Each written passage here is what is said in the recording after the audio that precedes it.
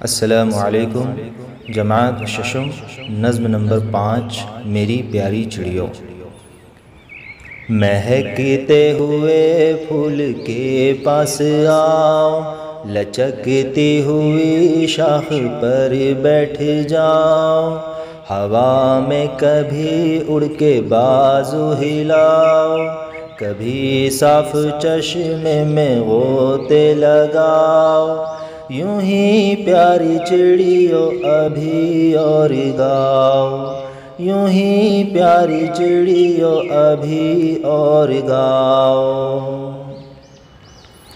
پھدک کر ادھر سے ادھر دوڑ جاؤ، چہک کر ادھر سے ادھر پر ہلاؤ، چمک کر کبھی شاخ پر چہچہاؤ، اچھل کر کبھی نہر پر گنگناؤ، یوں ہی پیاری چڑیوں ابھی اور گاؤ، یوں ہی پیاری چڑیوں ابھی اور گاؤ۔ کبھی برگ تازہ کو منہ میں دباؤ، کبھی کنج میں بیٹھ کر پھڑپھڑاؤ، کبھی گھاس پر لٹ کر دل لبھاؤ، کبھی جا کے بیلوں کو جھولا بناؤ، یوں ہی پیاری چڑیوں ابھی اور گاؤ،